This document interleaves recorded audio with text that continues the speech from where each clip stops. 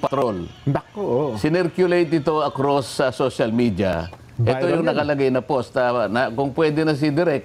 Ayan, ayan. Ayan, sinasabi niya, Orly Gutesa breaks silence. Pinilit lang ako nila Defensor at Marcoleta. Aha. Isip-isipin mo yan, Jen. Gutesa admitted that he was forced to sign a fake affidavit against Speaker Romualdez out of fear and pressure. Ito,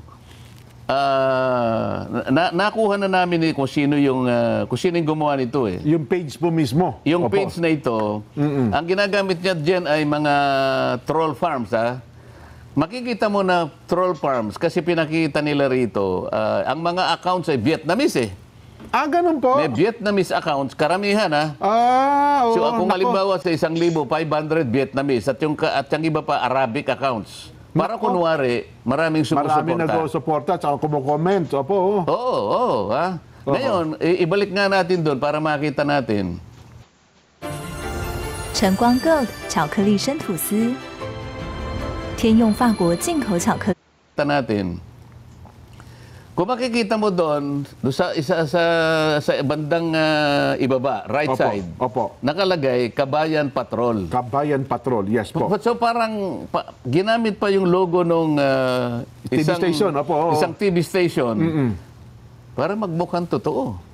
So nakikita nyo ngayon kung ano ang kanilang pakay. Ah, opo. Gumagawa ng isang bagay na hindi totoo.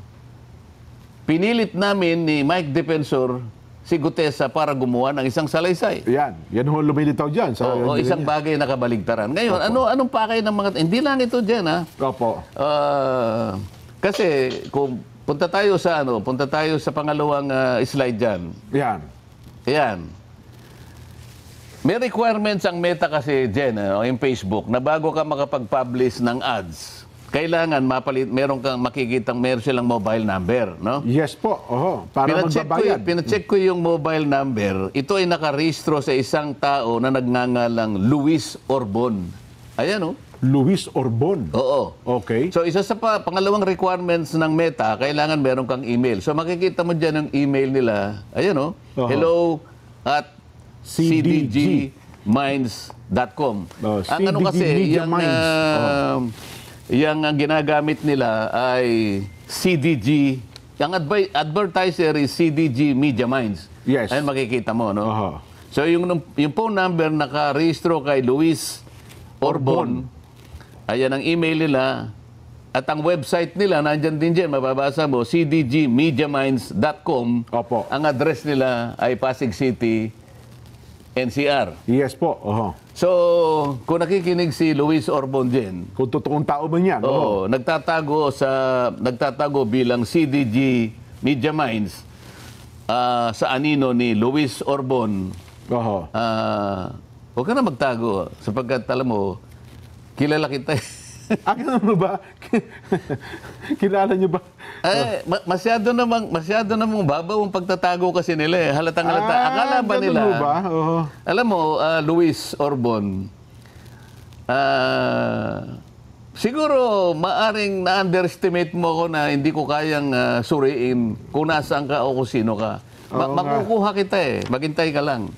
Oho. Kasi akala nyo hindi kayo marunong sa computer, Sen, at saka hindi kayo marunong sa social media, eh, no? Hindi nga ako marunong, pero may pamamaraan naman Ayan, tama po May kayo. pamamaraan tayo dyan, di ba? Ngayon, puntahan natin yung ibang slide natin. Oh, yan.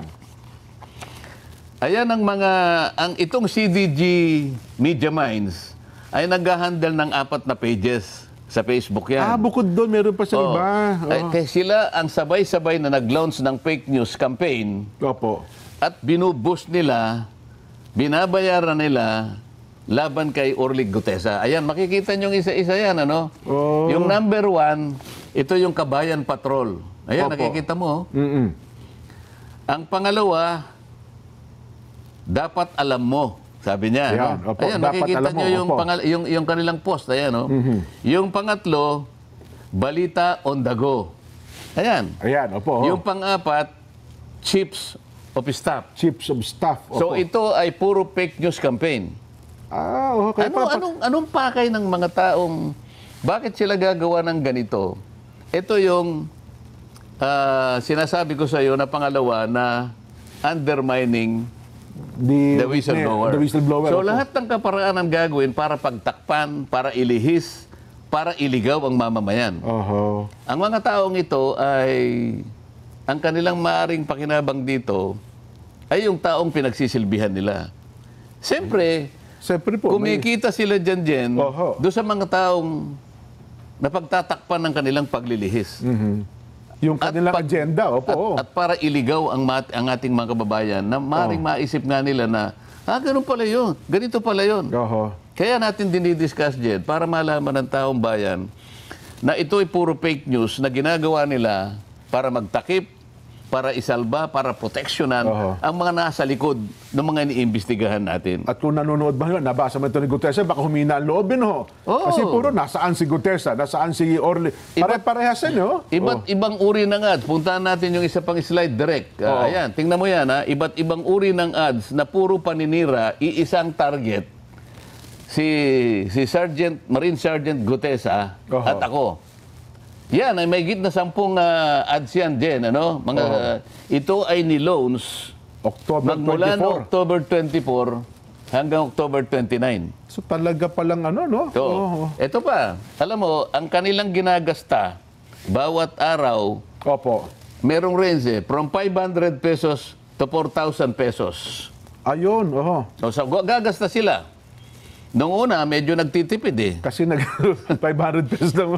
Ngayon, mga cheap naman itong mga ito Manlilin lang ka lang, galingan mo na, di ba? Oo naman, oo. Ngayon, siguro naisip nila, teka, baka kailangan nating pag-ibayuhin. Binuboost So, na gusto, umaabot no? hanggang 4,000. Binuboost nga sila. Opo. Ang tinatarget nilang audience hanggang 1 million. 1 million users or more. Oo. Yes po, oo. So, ang gastos nila sa loob ng isang buwan, umaabot ng between 20 to 30,000 pesos kasama yung boosting, Jen. Oo. So, ano ang pakay nila? Oo. Manlin lang.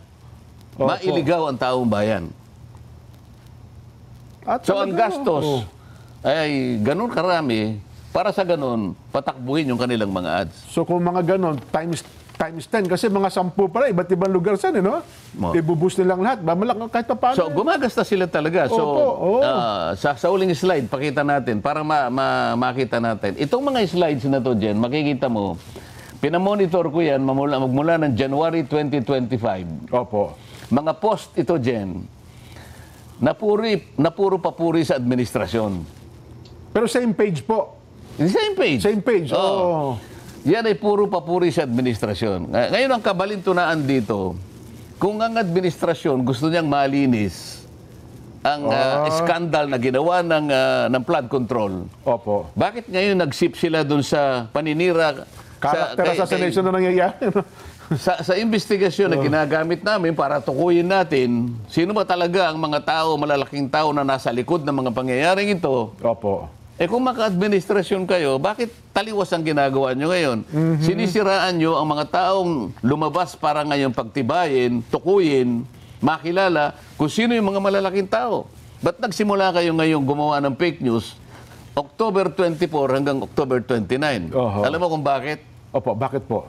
Sapagkat merong nagbabanta na itutuloy ang Blue Ribbon Committee itong Nobyembre. November 14 daw po, Sen. Ang November schedule. nga. November 14 ngayon, tamang-tama lang na sirain si Gutesa. Akala nila ngayon. So, kapag pinatawag si Gutesa ngayon, sirang-sira na siya. Akala ngayon ng tao, wala na yan. Discredited na yan. Yun ang kanilang objective. Yun pala. Yun ang kanilang objective ngayon. Oho. Ngaya lang, medyo mahirapan sila ngayon sapagkat unang-una, ang mga taong bayan ngayon, Matalino nalalaman na na nila Opo. ang pinatutunguhan nila. Yan ang sinasabi natin, Jen. Ayun pala, oh. Natapos tayo ngayon dun sa pangalawa, no? 'Di ba? Yung undermining the whistleblower. The whistleblower, opo. Pagkatapos gagawa sila ng pangatlo. Gagamitin nila yung Blue Ribbon na parang shield. Parang pang takip din. Oho. 'Di ba? Ba, medyo, ano yan, Sen, ha? Hindi ba marami ng pronouncements yung mga opisyalis ng Blue Ribbon na si Gutesa fraudulent ang ano nito, di ba? Ganyan.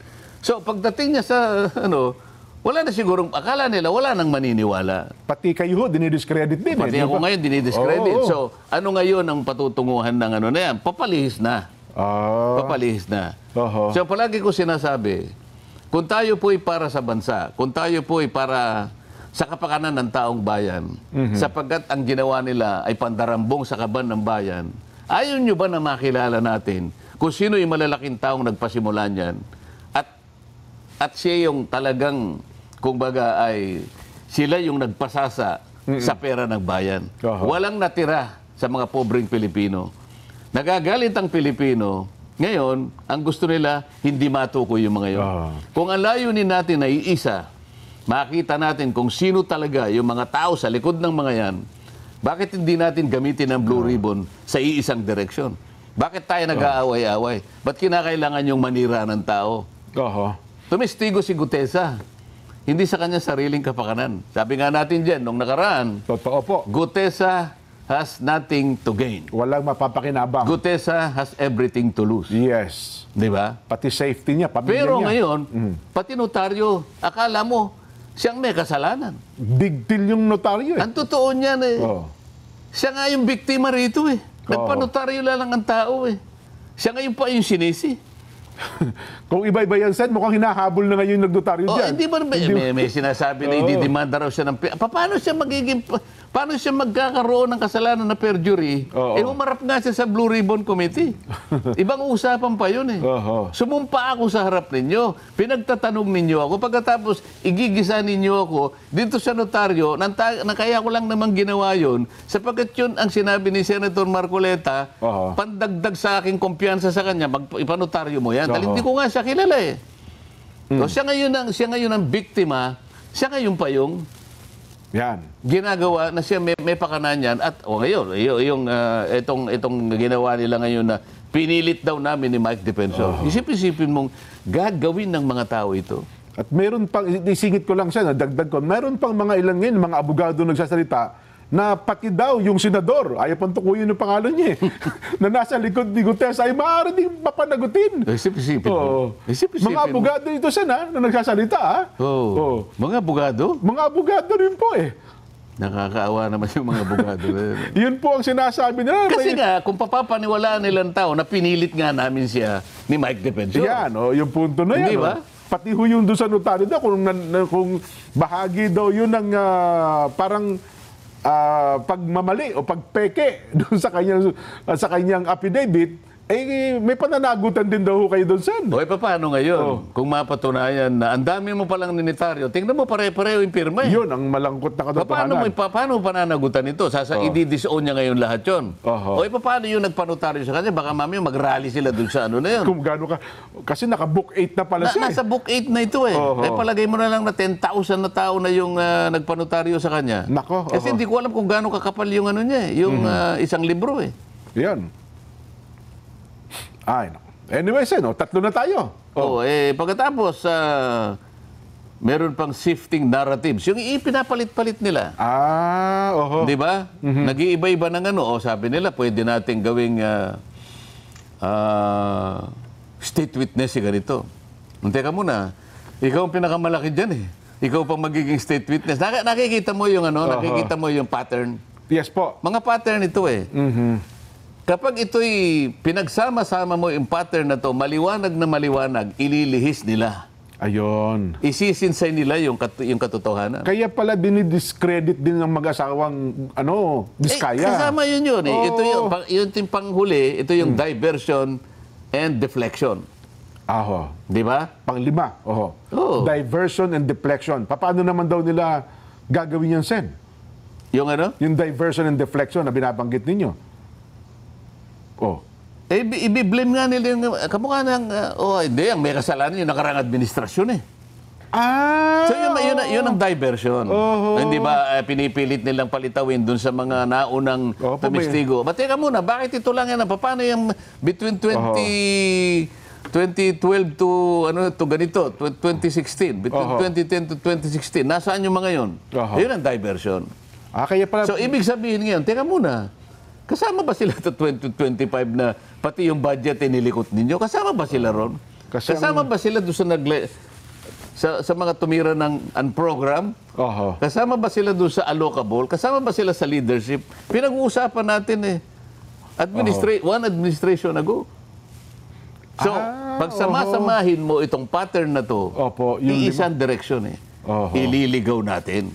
Para sa ganun, makaiwas tayo. Oho. Para ngayon, makalimutan natin, sila yung matukoy. Mga ilang ano lang naman yan. Alam mo, Pilipino, malilimutin yan. Opo. Pag may bagong issue, Oo, naku. yan. Yun ang kanilang pag-asa. Kaya mga kababayang nakikinig, wag po kayong bibitaw. Oho.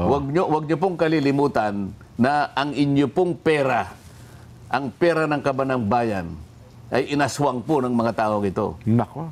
Wag po kayo makakalimot. Oho. Ayan. Pero ako naman, Sen, naniniwala na higit na nakararaming Pilipino, ang gusto talaga malaman, ang katotohanan sa likod ng ito. Paano nga natin gagawin yun kung pinipilit nilang pagtakpan lahat? Bagamat meron nga, yun, sabi nyo nga, kung yan, naliwanagan tayo, may mga ilang tao talaga na nag-ooperate, baka ma-divert nilang isipan ng higit na nakararaming Pilipino, Sen. Ito malinaw na malinaw ito dyan, ha? Isip-isipin mo, nagtatago sa CD Media Minds. Oho. Sa anino ng isang Luis Orbon. Nakuha na ito eh. Ang email niya, ayan, hello@cdmediaminds.com, website cdmediaminds.com. Oho. So, nakapag-comply siya doon sa requirements ng Meta. Opo. Kaya siya pinayagan. Kaya lang ito, hindi pwedeng ipagkibit balikat ito sapagkat seryoso ang ginagawa nila eh. Ay, massive ang campaign, Sen.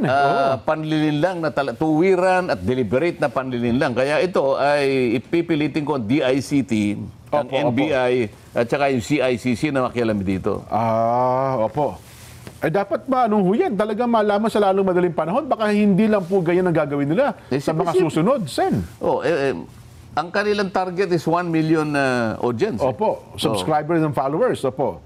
Kung mapaniwala nga naman nila, yung kahit konti lang, ayaw kung mangyari yung bagay na yun. Kasi yung share, yan po yan eh. Isipin mo, Orly Gutesa break silence. Pinilit lang ako, Dina Defensor at Marcoleta. Paano kung lumabas ito? At sabihin niyang, hindi po totoo lahat ang mga pinagsasabi ng mga walang hiya na yan. Kaya lang, yung iba na paniwala Nakadamage. Totoo, Sir, kasi pagka binasa mo po yung mga reactions, well, ngayon pala napatunayan na yung mga comment ay, baka kako yung mga comment na yun, troll din yun eh. Kunyari lang, marami nagko-comment kasi ang haba po ng mga Hindi, napatunayan na namin na troll kasi. Ang karamihan, sa bawat 1,000, halimbawa, yung kalahati, Vietnamese accounts at saka Arabo eh. Ganun ho ba? Makikita mo Arabic yung ano eh. Paano mong hindi sasabihin na talagang gawa-gawa lahat ito? Nga po, no? Hindi naman organic eh. Kaya makikita mo pati yung mga kunwari nagko-comment, naka-block yung yung mga kanilang identity, hindi makilala. Ang masakit dito, Jen,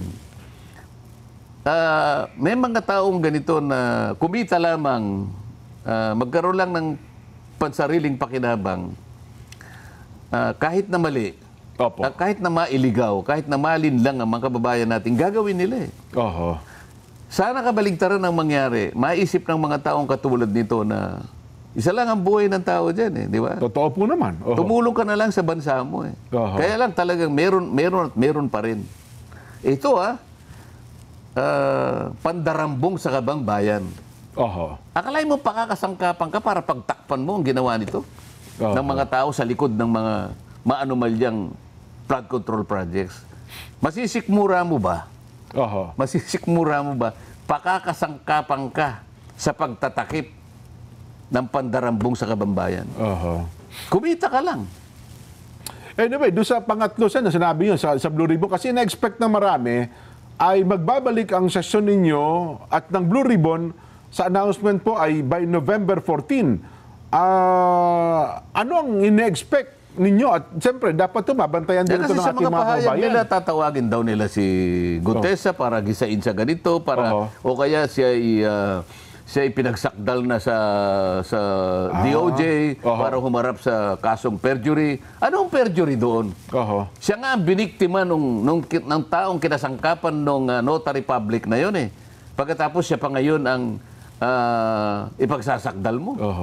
At saka nowhere to be found daw itong Gutesa. Tapos sabi daw sabi ninyo nasa pagkukup ng Philippine Marines, sabi daw ni dating Congressman Mike Defensor. Kaya tuloy na pilitan magsalita yung Philippine Navy. But teka, Wala sa pagkukup-kup namin. Yung Gutesa na yan. Kaya sabi naman ng isang nagsasalimbayan ang fakery news. Yun po, fakery, gano'n. No, bahala na kayo dyan, Oho. di ba? Oho. Basta tayo, wala tayong sinasabing mga fake dito. Ayan. Ang ating ginagawa, ilabas kung sinong gumagawa ng mga fake news na ito. Opo. Nako. Masarap pong abangan yan, Sen. Ano, ha? So magantabay tayo. Alas 5:15 na. Magbabalik pa po ang Saganang Mamamayan.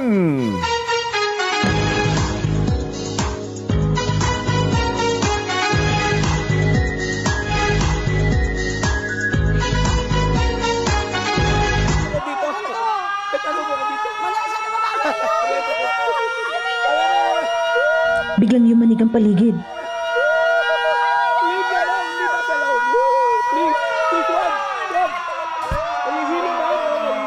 Grabe, ang lakas-lakas talaga. Tatakbo. Pero saan? Nawala ako. Hindi ko alam kung anong gagawin. Ikaw, handa ka ba? Alamin ngayong Sabado, alas 8 ng umaga, sa Ito ang Tahanan. Mga kapatid, mga kabarangay, mga kasambahay, mga ka-SGM, panaluklak na oh. Heto na po ang panalo tip para masulit ang budget natin sa bahay. Doon na tayo sa Always Panalo. Pure Gold, pare ko, napakababaho ng presyo. Very convenient sa dami ng stores, nationwide at laging kompleto. At meron pong Pure Gold mobile app, para na rin po sa mga ayaw lumabas ng bahay.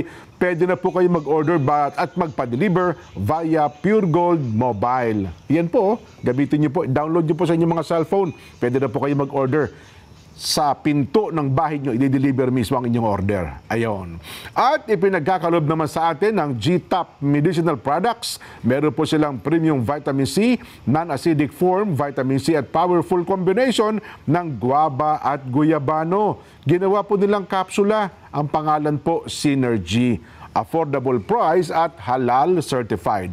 Pwede po kayo mag-mensahe dyan po sa kanilang QR code o kaya po naman ay mag-inquire sa pamamagitan po ng kanilang cellphone number 0960-513-4789 at 0908-167-1919. Yan po ang Synergy. Ayon.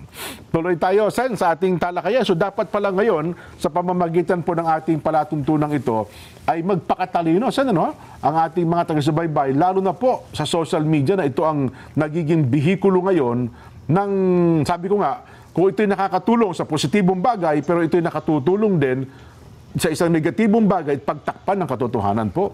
At tayo nating mangibabaw yung negatibo dyan. Yan, oho. Gamitin ang social media para ang tao malinawan, ang malabo, di ba? Oho. Para maituwid ang mga binabaluktot. Opo. Hindi yung kabaligtaran. Oho. Kasi kapag puro katwiran ng namamayani, puro katotohanan, safe ang mga tao. Oho. Nakagagawa ng kabutihan sa kanyang kapwa, sa kanyang pamilya, at sa pambansang kalinangan. Opo. Development. Pero kasi kapag pinagtatakpang ka, meron kang hindi naintindihan, pati pagdidesisyon mo medyo problematic eh. Oho. Lalong-lalo na ito, tinutukoy natin dito kung paano natin may sasalba ang ating bansa. Paano natin marirecover, paano natin maihinto ang napakalaking korupsyon na nangyayari sa magitan pa lamang nitong flood control projects na pinagtatalunan natin. Dito makikita mo, ang nakakatakot dito, ang pinakamalaking tragedy dito, trahedya dyan, Opo. hindi yung ang tao makaalpas sa hustisya eh. Kasi dito sa pagtatakip nila, baka sakaling, ang kanilang pasya rito, ang kanilang kagustuhan dito, mapagtakpan, maproteksyonan ang mga taong dapat ay magkaroon ng, dapat ay managot. Oho. Ang ang objective natin, makita natin, matukoy natin ang mga taong dapat na managot sa mga nangyaring ito eh. Sila naman, kabaligtaran ang kanilang pakay. Oho. Maisalba sila, Oho. mapagtakpan sa pagitan ng pagligaw sa ating mga kababayan kung sino talaga ang may kasalanan. So, nailigaw sila. Hindi yun ang pinakamalaking trahedya eh. Ang pinakamalaking trahedya dito ay mangingibabaw yung kamalian eh. Mangingibabaw yung kawalang hiyaan eh. Nako, totoo. So sa pagka yun ay nangibabaw, yung katwiran na ngayon napailalim, mas malaking problema ng isang bansa eh. At yun ba, papayagan natin? Di ba? Oo. Magkakaroon ng distrust ang mga tao sa kanyang pamahalaan. Wala nang maniniwala eh. Hindi mo napanagot eh. Nakaligtas yung dapat managot, pero more than that, Opo. hindi nakaligtas ang bayan doon sa ustisya na kanyang hinahanap. Hindi niya ngayon nakamit yung ustisya na dapat nakamit ng mamamayan doon sa pag-alipusta ng kanyang kabangbayan. Saan bigyan na natin ng mas dagdag na emphasis? Bagang nabanggit nyo na kanina, gaano ba ang importansya itong si Gutesa? Bakit mukhang ito ang pinaproject ngayon? Ano, at mukhang talagang seryoso silang i-discredit si Gutesa. Hanggat maaari lang, siguro sa susunod na pagdinig, huwag na itong lumutang eh. Kasi hindi na rin matagpuan ngayon at hindi na malaman kung saan nila hahanapin. Diyan mo makikita ang kahalagahan Opo. ng testimony ni Gutesa. Ayun, oho. Kung naalala mo, nung nag-deliver ako ng privilege speech sa plenary, sabi ko, si Orly Gutesa, ang pinaka-credible na witness sa Tama. pagdinig na ito. Ang totoo niyan, sabi ko, sa aking palagay, si Gutesa mas credible kaysa sa marami dito sa ating Sa Senado. kapulungan. Opo. Sinabi ko yun. Opo, napanood ko po yun. At sa aking palagay, si Gutesa ay mas matapang kaysa sa karamihan natin dito sa kapulungan ito. Oho. Kaya ganun na lang ang ginagawa nila. Kung makikita mo, lahat ay nagsisikap. Itong mga Opo. taong ito, Oho, nagsama-sama sila para sa ganun, i-discredit nila. Oho. Dahil dito sila natakot eh. Sabi ko nga sa'yo, napaka-credible ng kanyang Testimonya. testimony. Opo. Imbes na ipatawag yung mga taong binanggit niya, halimbawa, binanggit niya si Congressman Eric Yap. Opo. Nakita niya siya nagdala ng pera ron Opo, oho. Tinawag ba si Eric Yap? Hindi tinawag eh. Oho. Hindi pa pinakamaganda ron, tatawagin mo para kung gusto mong baliwalain, i-discredit si Gutesa, paharapin mo si Eric Yap, siya mismo magsasabing hindi po totoo yan. O iharap mo. Tinawag niya rin yung, sabi niya, yung nagbibilang at tumatanggap ng pera sa bahay ni Saldico, dyan sa Valle Verde, ay isang taong nangangalang John Paul Estrada. Opo, oho. Tama ba, Estrada? Tama po, opo, oho. At saka Mark Texay. Oho. Bakit hindi mo ipatawag yun? Isip-isipin mo, napunta tayo doon sa pirma ng abogadang nagnotaryo. Oho. Samantalang yung malalaking tao na mag-uugnay kung Oho. totoo o hindi, doon nga natin mababalasa kung totoo nga sinasabi ni Gutesa, ipatawag mo. Oho. Ayaw nila ngayon. Takot na takot sila ngayon na ipatawag silang lahat. Bakit? Credible yung tao eh. Yun pala. Yun ang sagot doon sa tanong mo. Opo. Credible, kaya pinipilit nila. Ngayon. Pinipilit nilang gibain talagang si Gutesa, ito no? yung pinakahuli ngayon. Opo. Kahapon lang yata ito. Pinilit lang ako ni Defensor at ni Marcoleta. Isipin mo, para gibain. ang tindi, Kasi no? talagang matindi yung kanyang Oho. matindi ang kanyang pahayag at very credible. Oho. He has nothing to gain, he has everything to lose. Opo. Kaya palang sabi, hindi raw matagpuan. Kung ako naman si Gutesa, matapos ang aking statement Binantaan siya eh. magtatago din talaga ako. May gusto siyang puntahan siguro. Puntahan siya para siguro takutin, para sa ganun o kaya operan siguro. Lahat gagawin nila para sa ganun ay yung kanyang testimony ay mabaliwala. Oho. May bantakin nyo, mismong tagapagsalita. Sabihin yung buong pamunuan ng Philippine Navy na nasa sa ilalim po niya ang Philippine Marines, abay nagpa-press con pa para lamang sabihin hindi namin kinukupkup itong si Gutesa. Sapagkat parang 2021 pa yata na ito ay retiro at wala na po kaming kaugnayan, anumang kaugnayan dito kay Gutesa. Yun po. Harinawa. Harinawa. Ganun ang lumabas na katotohanan. Pero, ang alam ko, base na rin sa pagsasalita ni Mike Defensor, mga katropa niya sa Marines. Hindi naman niya sinabing mismong opisyalis ng kasalukuyang Ang pamunuan ng Philippine Pamunuan ng Marines. Philippine Marines, oo. Opo. Talaga naman, mukhang ganun nga po ang mangyayari dyan. So, yun pala. Ngayon natin naunawaan at sana nare-realize din ng ating mga taga-subaybay sen. Kaya ko po pinabigyan ng emphasis sa inyo yun, para ma-realize nila, ganun pala.